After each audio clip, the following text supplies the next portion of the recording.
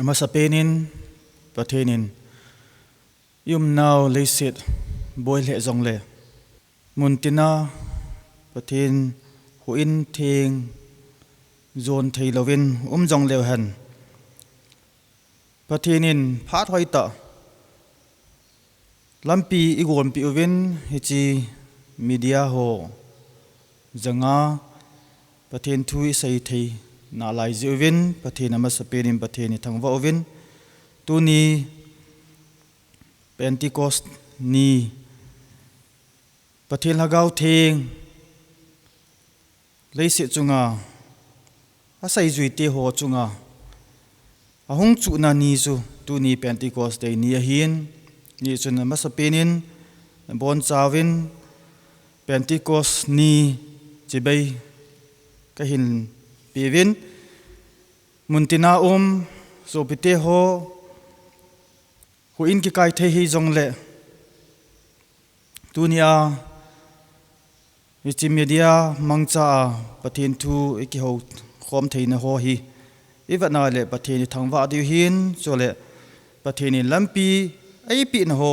pathen thangwa otin pathen thu ai lu masangwin ama sapenin pathen koma tawna ne huitin aban banin chal hautin tawi te ka ki pawve bakai nangma kom naw leise boy jong le nangma tu changgein lampi nei sem pi na laivin na thu theng ho ho jong ima cha boy loin ka za theina laivin ka ngai theina laivin dam theina jong ei pi na laivin kom naw gama bakai hin khu ki chai dam mo ji a ji COVID-19 ji a mi tam ta gan thei hesu to hospital am hoding ka taw pi ven bakai tunin ke ho jong dam na nei pi na lai ji uvin e ji dam na ho hi ke hon chan choi ta nang ma in pha nei pi na lai he ti hi ka kila over nang ma thu theng ho hi oi ta ka ngai wa ka zui theina divin tuni in kalung thim kot nei hon pi wa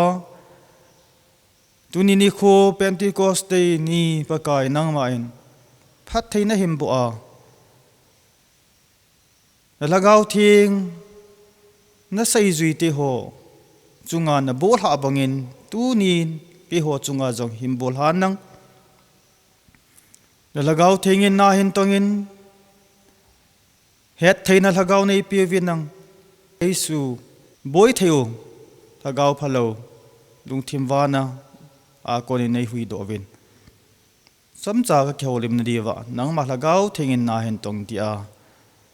pakai Jesu Krista mina khong tau hi amen so pite ho masai sai ma bangwin tuni Pentecost ni pathen lagaw thing asai zui te ho koma ahung ki bu la ni kho hi itabanga kidang hitam Pentecost ni hi Christian te dinga ni lau pi ta hin bathenin mihim ahung vil tabang hin bathen lagaw thengin mihim sunga hunglu na kidang ta hung to tabang hin hichini hi haubung church apen ni birthday jong ahin Pentecost day ni hi haubung mission ki phudo ni jong ahin hichini apan a hi pathil hagaw na to na zala muntina mission hung ki phut do a muntina pathin thu pha hi ki sei thang hin hejini khoma ma hi pakai sun a tho do ni apana ni som nga ni a hin na hi heji Pentecost day ni hi hung lung a hin ye chun pakai Yesu a tho do zovin a sai zui te ho to ni som li anaki mang khomovin hechi akiman khom na wa pakai Yesu a sai zui te ho hi ta san an hilin zongle he diwa poimo ho zong ana ministry a hiti chun pakai Yesu ni som li sung chun a sai zui te ho to anawa khomen ahi ni somli nin pakai Jesu wana apa koma na kaltan pakai Jesu wana na kalzo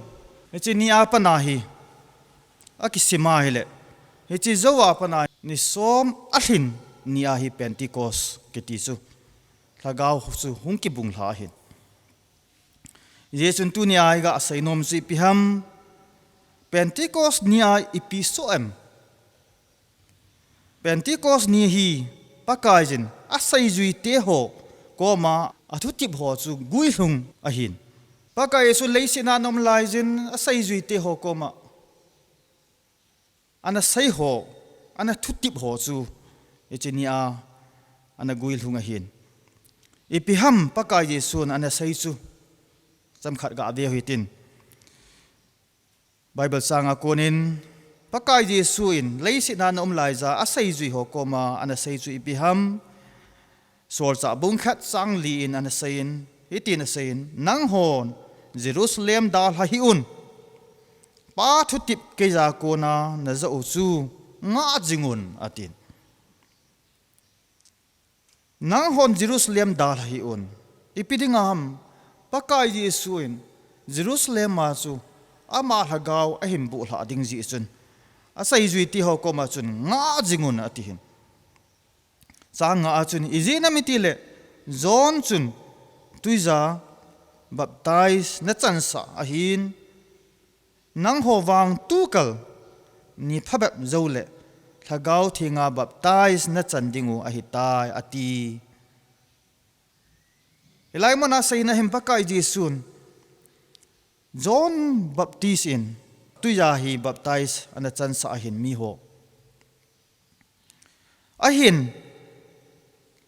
pakai Jesu ahung zawa hi thagaw thinga baptize na chandingu hi atnanti hin hechil hagaw thing ahung phat le pakai Jesun ana sai ho hechil hagaw thing chu ahung hlun phat le ipi so di ham ipi iti di ham ti chu iga bana le changi na chun ana sain ama wang hagaw thing na chunguwa ahung hlun teng le nang hon thahat na nei ding a hi atin itabanga lopi hitam chule nang hon thahat na nei zo le nang hon Jerusalem a jong Judea gama jong Samaria chule leisit chungam zosia kol manggeja ka thu he to sa na pandingu a hi ati pakai Jesun hichi ana sai machat hin lagaw theng na chungwa hung chu di hin atin ahung chu ba sanga hichi ana sai machat hitan pakai lagaw theng chu ahung chu ai le thaha na nei ding hi ati thaha na chu inei ting wale muntina ei ho chu het to sai pan di hi ti chu ilai mon na hai ta en akimu in Heji asai ho pakai Jesu na sai ho asai zui ti ho koma na vai hla an ho chu Pentecost ni tu ni ahi hung hlung ahin ya chu Pentecost ni ahi ipian so am ti chu ga bakit le hen sol cha bung ni chang khada chun hoi ten ki chen ten ki muin hitin a sein sol cha bung ni chang khana chu in Pentecost ni ahung hlung tan ahi le abon chawa mun khana a khom ovin a hi ve atin Pentecost ni ahi Jerusalem pakai Yesun Jerusalem dal hi vin Jerusalem chun ananga ajing vin ati hin heci Pentecost dei ni ahung hlun chun asai zui te ho pakai Yesu nung zui ho chu mi zakhat le som ni anaki khom ovin ama ho la achun thil kidang na sata hagaw theng na to na su ahung ki muin ama ho hi mun khatna aum khom vin ati tunia iga gial do diu su mun khatna hagaw theng asai zui te ho le pakai Jesu nung zui ho achunga hagaw the ahung chu hin ama ho hi lungkhat a hi tawin hi aum khomovin abon chaw mun khatna khomin ti hi ke banai le hagaw thing chungwa hung hlun chun mi zakhal som ni pakai nung zui ho chu lagau thing achung wa an chutan Yesu tu ni ai ga sai nom chu Pentecost ni a hi Pentecost ni hi lagau thing ama ho chunga hung chu pha chun ama ho lung khat le ki pum khat na hoi ten amu sa na hi lagau thing hi mi chunga ahung chu pha le pathil hagau thengin vai a hin homin lung khat na ami te ho sunga jong chun lung khat na ahim pulut thei ri hi hoi tan ki mu na hi first century Christian ho hi hoi ta inung vat na le ki lung khat na anai zi uven ana to na ho pathini phathe bu in lagau theng achungwa a ji a chu ki lung khat na hin e ji chun first century Christian thu sim hi iwat tinga inung vat na le lagau theng lam kai na ji chun lagau theng achungwa achu ji chun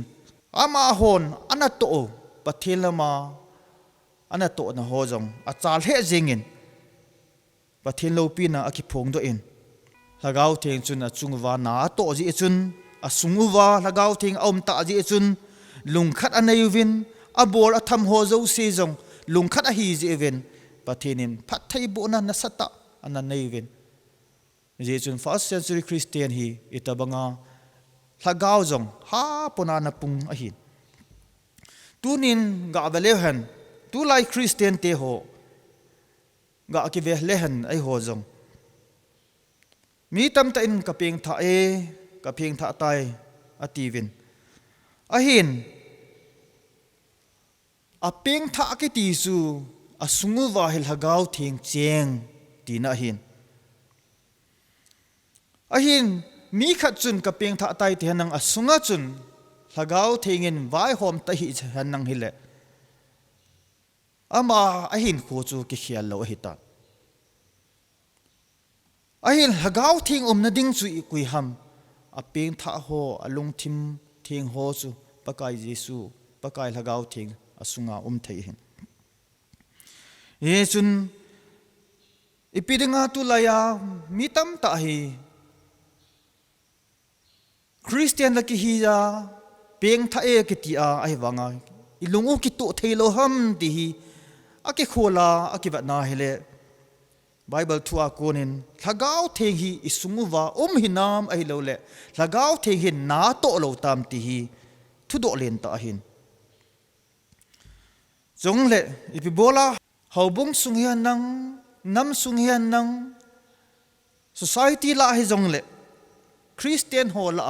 kilung tu na thailo hi laina ta hin ahin chin tu nia hi Pentecost nia hi iwa na hi le pathin sa te ho ahong kipun khoma lagau thenging asunga ahong lu pha chun ama ho alung thimu alung khat apuvin pathin lagau in na tongin tu lai khang ta bong hi tapun tu lai jin wang iwat jong la ki hejingin ninu nung lam jong a hi ta azia hi ti ham jong a ki hapun lagau theng na to na aki muzo tapun lam kai ho han nang leader hon jong lagau theng hi asungom wa han nang le society han nang hobung han nang nam sung hi jong le pathinin phathai bu na hoi ta a pathinin in nam hian nang i society o phathei hobung jong pathina bu di hin ahin lagau theng na munchu a ha le je tan he ji a he tu ni a hi iga ba diwa ikhil na theu su ipiham Pentecost ni chun pathin cha te ho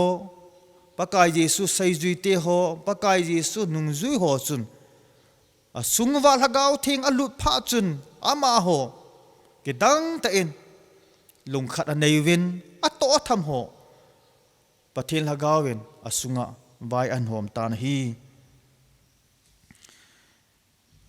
sol sa bung ni chang lin jong asayin hi chi a hin ama ho lagau thing adim se tawin pakai Yesu sei zui te ho chu asungwa lagau pakai Yesu ana sei bang chun lagau thing ahung hlun chun ami te ho pakai Yesu sei zui te ho le ami te ho anung zui ho chu lagawin adim set ta ve tin lagawin asai do sa bangin pau chom thu asai pan ta ven a hi atin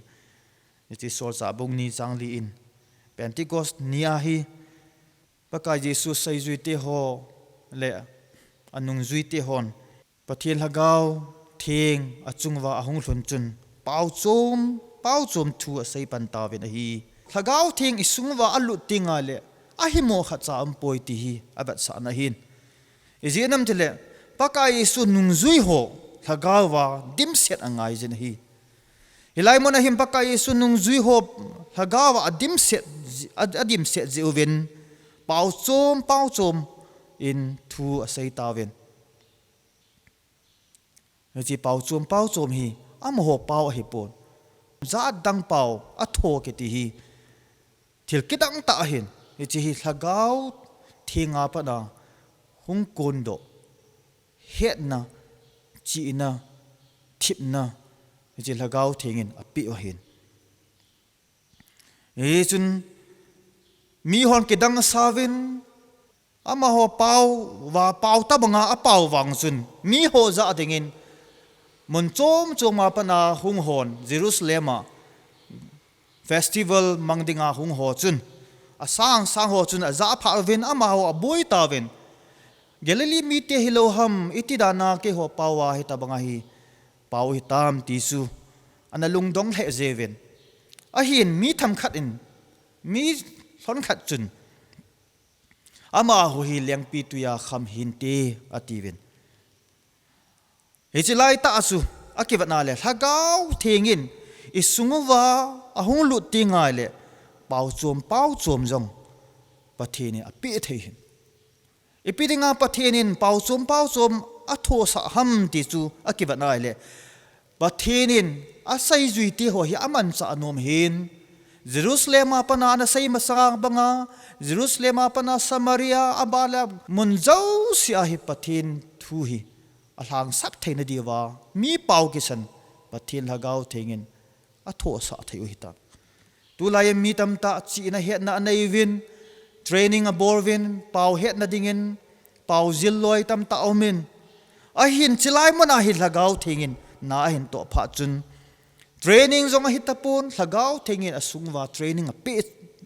a pe na pe chai hita e chun ga het theidingin te ka nen ga ke bele zukham khanin azukham ji a chu pau chom a thoin English hello khat on su English a thoin a hello le kol pau hello khat on su kol pau a thoin epg ham aman a tho hi tapon e ji alo a hello le azu chun asu ngola ama chu azu chun vai a homa an tho do a za chalo hila ngam pela hita su a tho do hin hichibanga hi ivat na hele lagau the hi isungwa hunglu pha le lagau thing chun isung hi controllable hita lagau thing chu adim ta ji chun gawa to say pau chom ma jong to say pathin lo pi na ho pathin lo pi na thu ho su asai a hitam hechi hi pakai Jesu asai zui te chunga hi su hin Pentecost ni ai ye chum Pentecost ni a hi lagau thing ahung ki bung hla ni a hin lagau thing chu de zo si a chun kidang ta in lagau thing chun a chungwa lung let na lungam na ana pitan hi lungam na hi lagau thingin api hin itabang kidang hitam pakai Jesu sei zui Peter jong hi lung neo a hello le gicha si mi mai san ana hi in pakai Yesu anamat ovin pakai Yesu anamat chun Peter jong gala pang pakai Yesu chu akama cắt thi chẳng gia cái duy đi hết tì vàng chun lung sunga ghi cha na lệ mày sân na này gì chun và cái Giêsu rồi gam la ta in anh duy na za azo na in among ta hi ahin hichini Pentecost ni a hi pathil hagau theng Peter sunga yong sun ahung lut tan echi ahung lut chun Peter jong pathin ngam na hagau thengin lung let na le lung ngam na chu ana pitan echi a pi ji chun ama in mi pi hon a het lo jiwa ana sayu teng pi tu ya khamu hin ti su aman za cha lo le ngam pelin ana sudi ta na hi ama thu sei na ho hi iwa na le ngam ta hi Peterin mi pi he nga chu thu ta chu ana sei hin ama thu sei hi chom kha ga ve hi tin sor sa bung ni chang som le lia hi tin sein Peter som le khat chu to adingin o sang ta in asamin aza ova Juda gammi tele Jerusalema cheng ho nang hon na bon chawin hichi hi hevin chule ka thu sei lung na changin ngayun izina mitile hite ho hi nang ho ngai to banga leng pi tuya khama a hi pove chung le tu hi vai a hi na lai bove ahin hichi hi Joel them gau sai chu gui runga a hi bove atin ana saitan hi Peter mi mai san chu tun lagau thing asunga ahung pha chun ahung lut pha chun ngam pelin amain thuta asu ana saitan ya chu ana sain achun amo hi leng pi tuya khama hi povi lagau thing asunguwa na to a lagau thing changu a hi bovi ati chu a het sain jong le thulun luida Old Testament a Joel them gau thu sai chu amain ahin sai do kedin isu ipsayam Joel them gawin ipin sayam chang som la sagi chun hitian sayin pathenin ninu nung le hitiding a hi mizau si chunga ka hagau bung hlading ka hi atin chule na chapa teo na chanu tewin hagau thu asai do dingu a hi chule na khangdong hovin mu anei zuwa na upa hovin mang amat dingu ahi ati Joel them gawin thulun luiza gaw thua ana sai hitan hichi tu ni Pentecost ni ahi hlung hitan yesun tu ni hi pathenin epiham alhagaw theng chu ahim bo hla hitan alhagaw theng chu asai juite ho chunga abul han tun atasan ho chunga jong hi abu hla hitan mihem khadin apeng tha khat chunga yang chu lagaw theng hi achunga hi abu hla hitan mi khadin kapeng tha etiale asunga chu lagaw theng cheng hitan hechel lagaw theng a chen ji asu asung hi bo theilo di hitan abo jong le lagaw theng asu theng di hitan gar zo lowa jong le gar zo theina dinga lagaw theng chu pathini ahim pi hitan ya chu tu lai khang dong hon jong hichi hi a het wa pha hi izinam tilet sapang na chapa teo na chanu tewen gaw thu asai do ding hi ati yesu hichi hi Joel them gawin ana sei sa hitan khang dong hon jong mu ana nei di hi ti chu vision anei di hi ati vision om lo tinga le mi tam ta hi mang tha ding hi tai ti a Bible in an sei vision muding chu koi ham khang dong ho hin upa hon ipi ham mang anei di hin pathil thil kidang ho chan thu ho ama hon jong asai di hin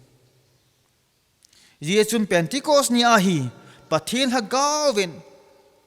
Joel thêm gawe ana sei ho chu thul hun luya na sei ho chu thul hun tha a Pentecost ni a ana thunga hita tun jong pathi bakai pathin cha te Christian zo se hi pathin hagao thing atim set ding hi pathin lung lam ahin pathinin alung dei chu ahin lainan ta chu ipiham tu lai khangin ai ho generation tu lai khang hi ake khial he jeng tan je chun tu lai khangin ake khial tan satanin khang tha ho hi alo ta bangin ta na hile ahin nula paten a het he povin a cha te ho ipi hui lai a su geu tam ti chu a het lo ji vin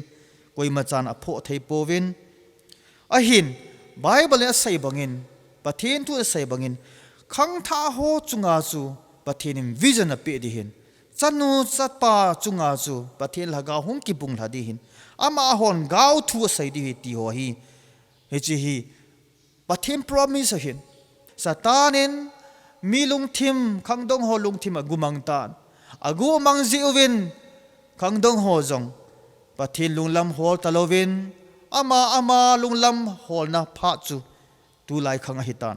lagau thing dim ho chun lagau thu humpo do di hin lagau thing dim ho chun lagau gau thu sai do di hin vision anei di hin ahin laina ta chu tu khangin wang hi cho ta ba hi akimo be tapon atam zo leisi mi hem te ho lagau thu sangin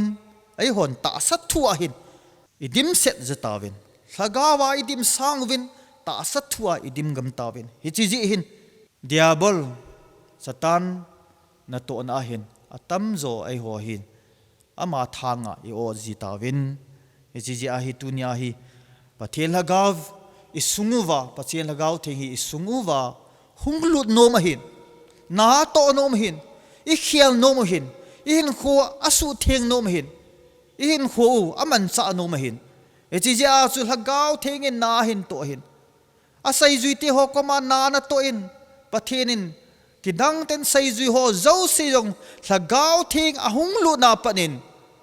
sai zui te hong gicha na le ti za na nei talowen leise pumpi ahin ama hon thi changein pathin het to sa in a witness ana pangwin hi revelation bung ni chang som ni hi aga akibanai le hislai mun ahin hitin sein ahin na chunga damna ka nei je aji chu Jezebel ke thim gau sa na chu na chamhlan a hi aman ka su te zon thang hoilam a hilin doilim sim thu hona sani sa ding a zol hai atin hislai mun ahin iga vanai le na chunga damna ka nei jin ipiham damna chu Jezebel hi ake thim gau sa in ama in pathimi ti ho chu zon than hoilama a hilin doilim ho na dingin a hilin doilim sim thu ho na sa ne sa din a jol hai atin hi chi ki vanai le kui ham Jezebel chu tu lai khang ki se nang Jezebel chu lagaw phalo satan a hitan hi chi aman ipidinga jol ham zon than hoi bol pi na dingin ama in a jol hi pathin ana thet leisi chunga pathinin ana thet pen chu ipiham doi lim milim ho kiti hi pathin an dei lo hin ama ti lo ai hon pathin dang I ho lo di hi ti chu aman inei lo di hi ti chu amana sei hin ahin Jezebelin ki thim gau sa ama in pathimi ti ho su zon thang hoi lama ana hilin doilim sim thu ho su ana hausa in hiti chunan de zol hai atin tu lai khanga ki wana hele pathil hagau thengin mihim chunga patheni asiam sa mihim chunga hi acha te chunga hi hagau theng abo hla pha hitan bo na bo hla hitan tun jang apeng tha ho chunga Christian te ho chunga pathil hagau theng ya abo hla nom hin a hi in ikidau piu diabol na to na hi a hat tan Jezebel bangin hep ha na in John thang hoi na hin Milliam hau na hin pathin sanga ai ho de kho sa ho zo se hi Milliam hau a hin hi chu ho langa hin diabol na to na in apui gam tawe tu lai yum now lei se hi John set a khang he jeng ta masanga no a lai no a khang lai a John se chu Sodom le Gomorrah John se chu imacha hi tapon tu lai khangin Pathini pidinga leise na su mangham Pathini pidinga tuya hi leise na su mangham Pathini pidinga Sodom le Gomorrah na su mangham asu mangna lo pen chu John se ji hin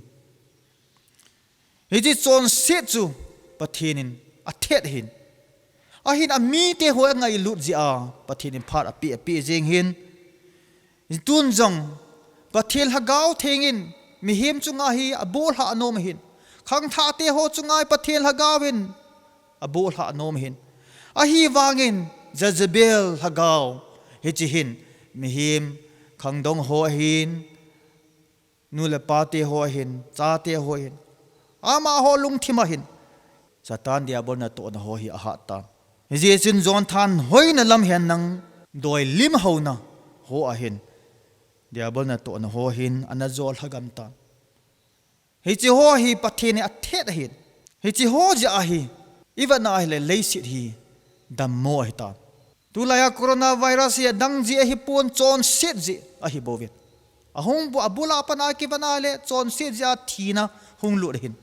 Adam le Eve apana hin khu iwana hi le chon set ja hung kidal do hin chon set ja thina hung lu hin John se ga su thina hetia Bible sanga sei bangin tun jong igamuwa mel sitata John thang hoi na John se na dim se tan pasal ki cheng a hilwan numei ki cheng ti ho jong hi mel sita Pathinin adau hi chi ho ja Pathinin Sodom le Gomorrah na su manghin tuin jong government changai a hilo le law in permit api changain om tan hi cho hi ki bana hele itabanga chon se na hi khang hitam ji chun Pathil hagawin ami te ho chunga hi hagaw thing ahin bol ha da ding hi phat a hitan chong na bol ha hitan a hi wangin ami te ho ikisem phat lo wale mi pi ho Pathin cha te ka hi Christian ka hi ti ho ikisem phalo wale isungu wa hil hagau thengin imacha an bol thelo di ye chun FSC bunga chang som la gumi hi tin sein phat hi ki tup kezin mangun atin phat Pathinin ai pi ho phat hi ki tup kezin mangun aji chu tu lai ni ko hi aphata poi atin FSC hobu mi te hinga polin lekha na thotna asun phar hi ki tup kezin mangun atin tu lai lockdown hitan adi dia city ai lo le gam chom choma na tong theilowa office kai theilowa hu in jong ki khom theilowa in sung se sia loi jong mi tam ta omin iti phar imanu hitam hi chi ga agya lew hen phar hi ki tup kezin mangun aji chu tu lai ni kho hi phata poi tin i phar hi phatia iman lo wale Satan diabol na to na ahung ki pat na hi thei hin tu lai khang tha te hon a pharu atam zo hi school la kai thi ta povin college on kai thi ta povin atam zo hi ama hon nup sa na langa hin khuwa mang tawen lekha simnom ta povin hi sang chun mobile hin aboi gam tawin cha chom boina adim setan hi so hi va na hele pathimi pa sen polina na sei chu mi theng polina sei na asun phat hi kitup ke je mangun aji chu tu lai ni kho hi aphat poi tu lai ni kho hi phalo hi tan chang som na sagi chun hi tin sein hi ji chun lung thim beijin dawin pakai lung dei chu ipiham het ding ngai to win tu hin lung thim bei ho bangai chon lo di hin tua hi pathian lung dei chu ipiham ti zo hi I hor pha oi ta phat aboi tan tu hi ninu no mo monga hitai ti chu I heaven Bible ke sei ho zo se apana pana hung hlunga hita tu hi na kivana hile tua jong hi ipi hung be de ham ti chu Bible a sei ho zo si hi hung be den lai ri lấy xe thì hung nôm che ding hita pun lấy xe thì hung ha sa che ding hita pa thiên cha te ho ding awang ikinep naw le ikison naw le ita san naw chu lấy xe thu hi pun chung lang thu ma hi jin pa thiên cha te dinga ikinep naw chu wanga ma hi ye chun chang som le ge din leng pi tu jin kham hi un atin ye nam hi chia chun man tha na ome chu sangin thagawin dim set zovin atihan hilai mon hin polin hoi ta na sei chi piham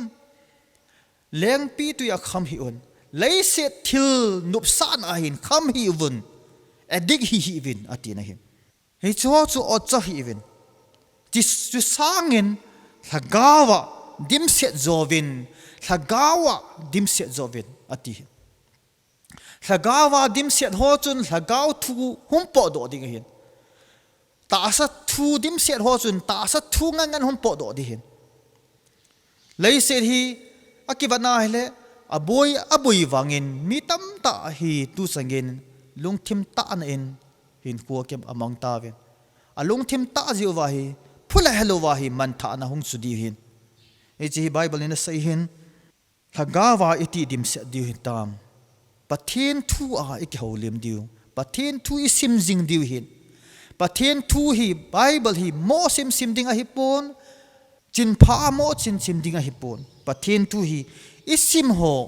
igel ho I het ho hi izui ngai win ichi izui tiang wale lagawa isungwa hi pathian lagaw na an to di hin taw na le thum na chule pathian thu a ki holim jing ding hi pathianin I dayu hin pathian lunglam hin e chun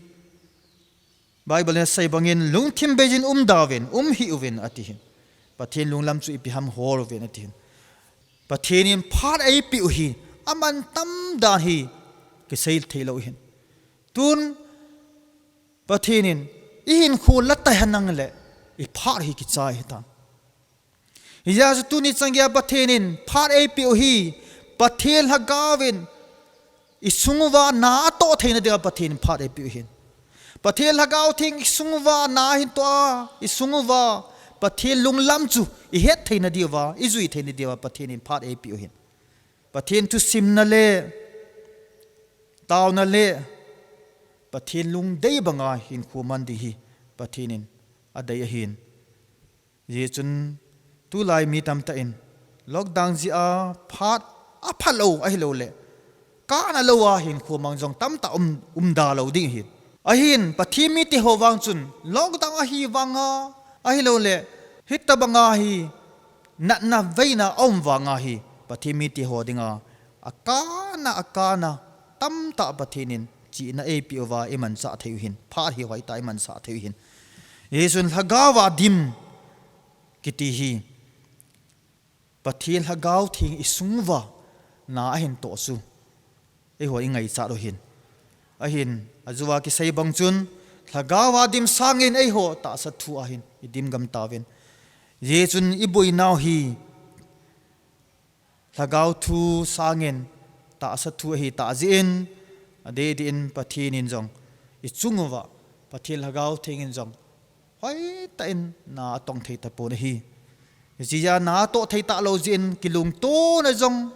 I society in namu wa jong I hobung wa jong om thei ta pon kilung to sangin ki sai set na le ke bautam na le hita bong hagaw phalo su isungwa wa hom kam hita ahin pathinin tunia zoil them gawin an sei chu ipiham na chanu te na chapa tewin hagaw thu asai do ding hi ti hi prophesy about di hi ti su prophesy a bol dik disu gau thu an sai di hi disu ye chun tu lai generation hi akivat na le ti zat om tan jong le khang tha te ho de dia a hin khu akishia lowa le kinap na zong hung lo dik hi ta izidam tile pathinin pathil ha gau theng ki bung hla hi tan chanung chat chapa te chunga chu pathil ha gau theng nan to a gau thu an sai na diu chu ama ho pathil ha gau chu aum na diu mon chu akisem tu lo wale pathil ha gau ma cha na to thei lo ding hi ji chun tu ni in khang tha te ho chung le nunga gol hon hoi ta a he diu khang tha te he diu chi biam pathil ha gau thengin na chungwa pathil ha gau thengin ahung lut no me ti hi hoi tan ki he ro tin pathil ha gau theng sungwa ahung lut ting le hi chi ha gau chun thil ki dang dang i he lo i ta san lo tam ta pathil ha gau theng na hin to ding hin ye chun ha gawa e ho dim se nin dim zo hitin tu laya mi tam ta social media a ngol loi ai lo le a pha zo sia ka na lo hila mobile a cell phone ai lo le games ho edit gam ho hi akivat na la amon he lo zi hin a hin hi chi ho puma chu e hon gau thui sei thei lo di hin gau thu sei thei na dinga chu pathil ha gau theng idim set ngai hin pathil ha gau the sungwa na to ngai hin zia chu khangdong te hon khangdong hon vision amun thei na di wa chu khangdong te hon jong ikigo ngai hin ta sa lekha sim se ho chu ai lo le chi na thip na ho se ai pon thagawa pathini iman sa the na di wa pathil ha gau thingi ni sungwa na an to thei ngai hin pathil ha gau thingi sungwa na to phala asunga ilung sungwa phalo ho zo se hi ha gau thingin ala amang di hin asu theng di hin izinam tile ha gau theng gi di chu a theng a hin a theng chu a theng lon mona hi thei lo di hin ni chun tulai upahon jong upaho changgejin thagawa dimangai tan upahon jong thagawa dim wale amang kisan hi pathinin kidang ta ta mang amudi hi tisu lai manai bible sang joel them gawin an sai hin yesu iboi lo na diwa boy ta lo ding iboi na diwa iboi theina divin pathing koma taujing hitin ye chun efesi bunga chang somna sigin an sai na chun amana sai ma bangin lungthim bejin hi un atin lungthim bejin hi un pakai lungdei ipiham heading ngai tovin ati tunin jong pathil hagau thing isungwa au maile ei ho lungthim bei ta banga hin hoi man diwa hi tapon pathil lunglam chu ipiham ti chu i khol to over izui diu chu pathil lunglam hi bible sunga imu lungthim bei ho hi aka akivat iga vatna hile nunga som thule ma hin akimu in echi nunga som thule ma chun nunga nga chu lungthim bei a hi tin bible changa anakimu in lungthim bei nunga nga chu ama hon thau mei hoi sel ana neuvin a hi wangin lungthim bei a hi zi uvin thau tui chu anagial kho tapovin ipi ti tam mo pui ho ahong gei tawin ahong gei ta ji chun jan khang laijin o ahong kisamin hizlai ta a o hong ki sap chun lungthim bei ho mi nga chun a thau mai yo adat wale a kong thei taponi izinam tile asunga thau tui an ta lo ji chun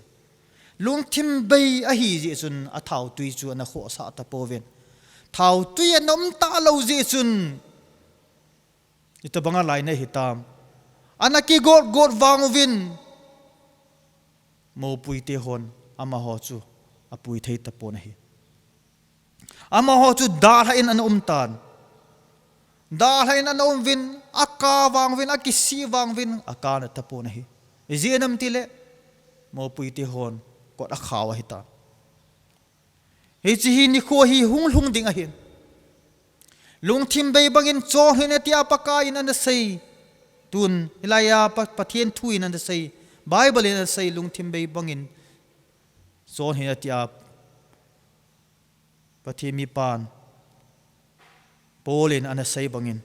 tu ni na kivanalan lung thim bay ho I hi lo na di wa hi ni sele ei ho hi ikigot jing ngai ta na hi paka yesu na sayin a sai zui ti ho ko ma na sai zui piham a vai ha na zui piham paka yesu na vai ha na su a sai zui ho ko ma na sai su zon bung somali chang khana khu aban banai simale ahung ichi ho hi hoi ta na ki hechin paka yesu na vai ha na an leisi na nom lai za a sai zui ti ho ko ma sai zui piham nang ho lungkham hi on pathin ta sanun kai jong nei ta sanun ka pa ina chen na mun tampi omin lo hile lo wale asai lo ding hin ji asai nang ho ding mun sema ka chi ding ka hung kit ding ka henga nang ho ka henga na thaina diwa ati hin he chi lung mo na pathenin asai zui ti ho ko ma anawai ha na ho hi to a hi hung lo lai hin hung te di hin yechun Christian te ho I Christian hi now ikinep now ita san now hi akiba na hele he chi kinep na chu hin yechun imi zo se apart hin apart hung lim pha chun pathian hagau theng su hung ki bung hla hi ji ya hi tu ni a hi Pentecost iti hi pathian hagau theng a mi ti ho chunga hagau theng hung ki bung hla thil kidang su tu ni a hi mu hin paka yesu jang a hung na ding hi ka hung kit ding nang ho puya ka hung di ati hin iti ni a hung ding a hi chu a sai pon koi man jong hepun ahin Christian te hon ikinep naw chu ipiham paka yesu su hung te di hiti su ama akitip na hi ji a su so te di paka ina sei ho hi abana hung guil hung hin Pentecost nia jong hi ana sei sa banga pathil hagau thing hung ki bung hla hi pathini ana sei na guil hung a hin ya chu paka yesu hung ka sia hi paka lung dei ipiham ti chu Christian ta hi wale paka lung di chu ipiham ti chu I holwa I zuiwa I nei ngai tan ya chu hagau bible in hagawa idim set diu hi pathin lung dei hi yesu hagau thing sungwa om ta le ilung sung zul hagau thengin alo hi ta je chun ilung sung su theng ding a hin jenam chile ilung thimu su a theng lo mona chu hagau theng thei lo jing a hi je chun hagau thengin isungu su asu theng hi ta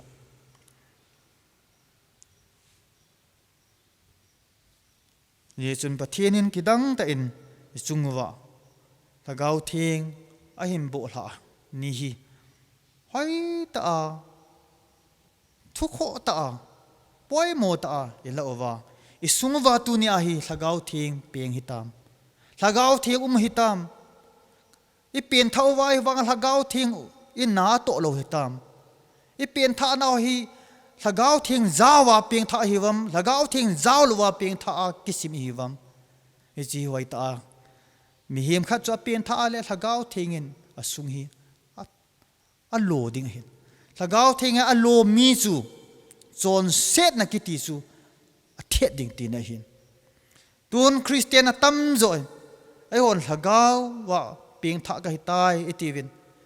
a peng tha Christian ka hi itivin a hin thagau thengin isungu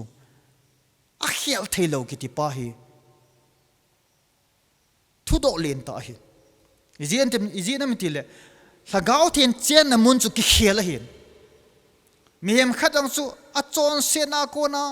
a ki het do a hele chon se na ko na chu hong po do a chon phat na thagau chu pathin thagau wen a khial pi hin ke jong ka hin khu chom cha ga seilang pathin thagau thengin na to na ka het chu ipiham pathin thagau thengin ka sunga ihim vil na chu iti ka het nam tile ka chon se na ka ki het do izien nam tile mi phata danin kan ki gialin til phalo zong mi ho chan ka thopon mi phata da na kan ki gial ji chun ka chon phat na chun pathin ka mu thaidam tia kan gial hin a hi wangin pathil hagau theng chung ka sunga na an to chu ka chon se na sunga mel sita ka chon se no chu ka ki het do ka ki het do chin ka thim thei ta pun pakai ko ma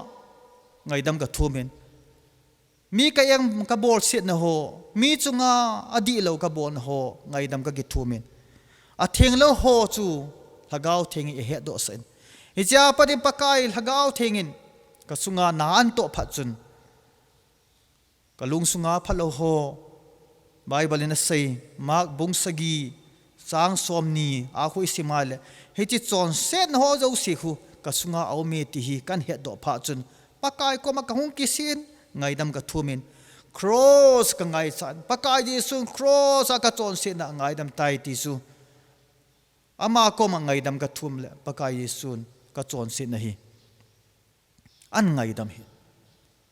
angai dam nia pana hi ka hin khu hi thagau thengin ka sung hi a khel hi ta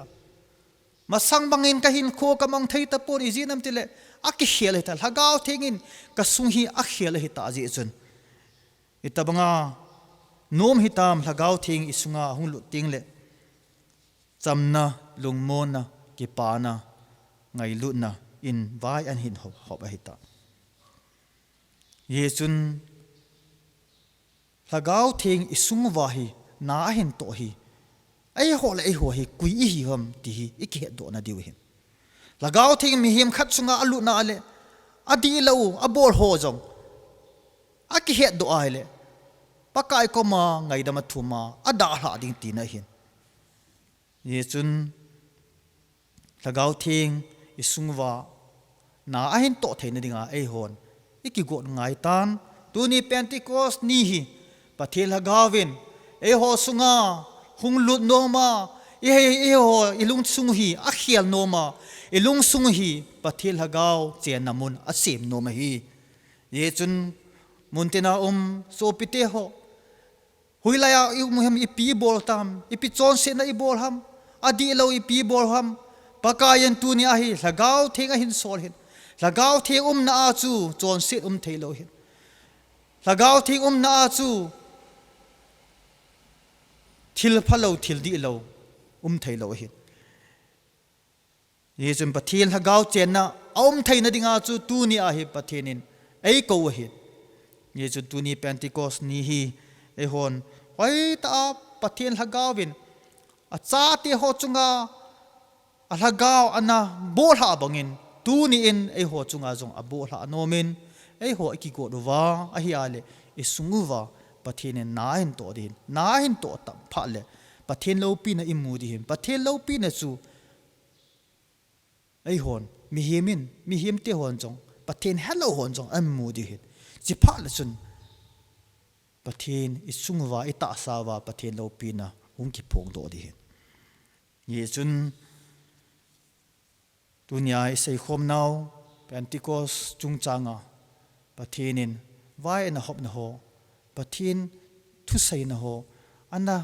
sei ho agui hlun na ho isei na ho pathinin thai ei bo pi han lang sei khil sei wal au male pathinin meaning ki ngai damo tin sei kha ho zo si pathin phat thei ei bu pi taw hen taw ite ngai lu na dim set bakai nei kho sa na zalwin nang ma thagau thing ki hon kapum gel pha lo